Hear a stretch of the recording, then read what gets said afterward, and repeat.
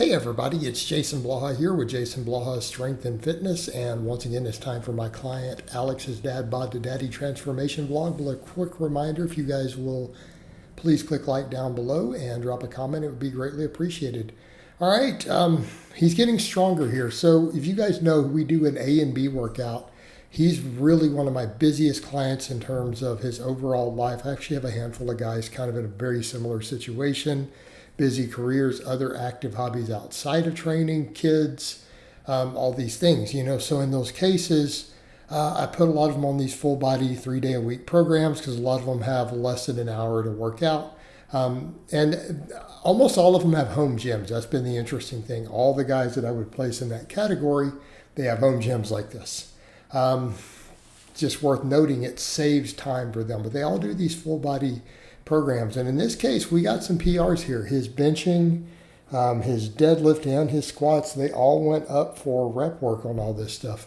In fact, I think with the back squat, he's kind of like, man, I got like 7 reps, on this last set. He goes, I don't even know where that came from. He's like, I got 5s on the first A workout, right? We got 5s with the 325. He's like, we get to the end of the week.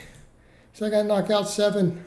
I got 7 reps on one of the sets and then 6 and 6. Same thing. He's like, his 200-pound bench, we normally get 5, 6s. He got 7s on it. So it's like, now we're seeing this stuff moving up, so we're seeing progress. So for those curious, if you look at the workout A, this is what's done here. So we do it A, B, A, B. So some of the weeks here, you guys will notice the workout B gets done twice. Sometimes it's A because we alternate 2 different workouts back and forth. But then I program the numbers and he goes to like either failure or 1 rep in reserve. So we have the first exercise in workout A, we go squat, bench, pull up, curl. Okay. Now I keep curls in there because again, as I've explained before, he's in t-shirts a lot. He plays in a band. He's dad, so it's like he's in shorts and a t-shirt a lot. So accordingly, living in a warmer climate. So we want to keep those guns, right? We need the biceps. We need a little bit of bicep. And yes, he's good at pull-ups, but I always leave that little bit of bicep work. Whereas with the triceps right now, he does so much pressing and then we do pull-ups. I'm not as worried. Although I could always eventually switch that over and say, you know what, let's pull the biceps out and do skull crushers. But right now, it's what we leave in there. And I like to let a lot of my dad bod guys do, either biceps or triceps, depending on what they need. And we may go over to that eventually because we could argue, well, he's better at pull-ups than benching, so maybe the triceps. And we might do that one day. But for the sake of brevity and time, that's what we do, So let's work out A. Workout B, on the other hand, we do deadlifts. So on those others, we do 3 sets. We only do 1 set of deadlifts, okay? So for the other day, it's 3 sets of squats, 3 sets of bench, 3 sets of pull-ups, 3 sets of curls. Now workout B, because deadlifts are more taxing, we only do 1 set, right? We do 1 all-out set. Then I have him do incline bench, and then we do rows, and then we do the overhead press. Now everything here is a barbell lift, right? Whereas in the weighted pull-ups, a body weight. But then we throw in the reverse hyper at the end, and I'll get to that when we see it on there. So I used to do pull-ups on all 3 of his days, but now I'm varying the stimulus, and it's like, well, we focus on this one day. So you'll notice there's a little more bicep dominance in the workout A because pull-up works biceps a little better than rows does based on all the data and evidence. So then we have the curl there. Whereas in the incline is going to work the shoulder pretty well. But then I throw his overhead press in here. So really these days there is some slight variation in where the dominance is. Now both of them are very, very serious chest intensive, right? Same thing, we have a squat day and then we have a little more posterior chain. And 3 sets of squats covers all of our interior stuff. So then the second day, even though this is all full body, notice there is some slight bias in here because there tends to be, and it's pretty normal on a full body program to do 3 or 4 lifts, right? And a lot of times they are alternated, a lot of times they squat on all of them.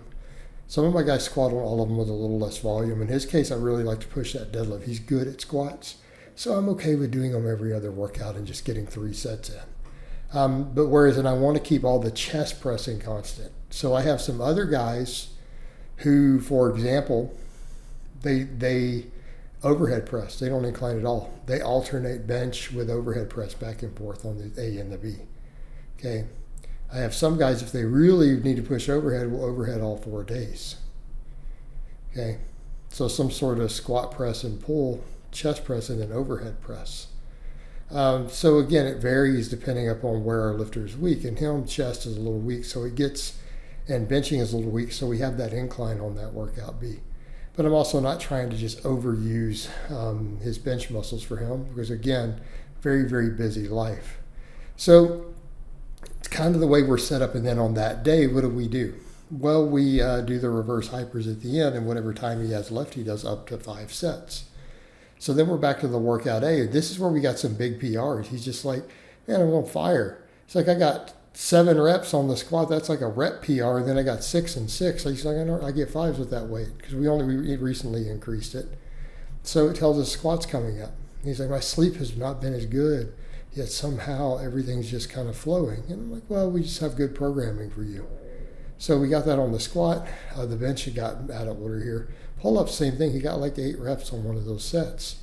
So the pull-ups coming along. The benching here, he got 7 reps on all the sets. So again, he's like, we're over into PR territory, right? We're over here hitting PR. So his bench may be going up, but I think a lot of it is the feeding it with that incline work and the overhead on the other day. So it's like every other workout he benches, but then in between we're getting that incline.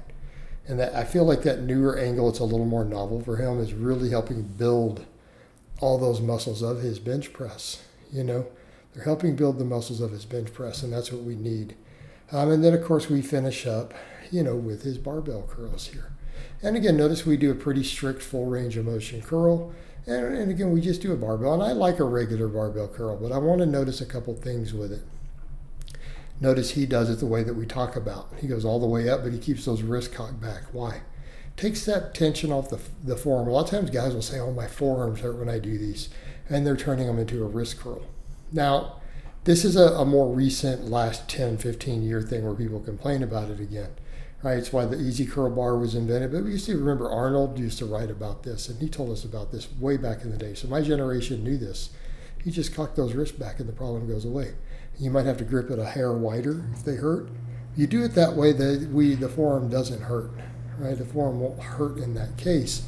So there's your trick to it for those who have problems using a straight bar like that. This is an easy solution. Just cock the wrist back. It takes all that tension off the forearm at the top, particularly if you grip it shoulder width or wider. And some people may need to go just a hair wider, or some may need to stay shoulder width to keep it there.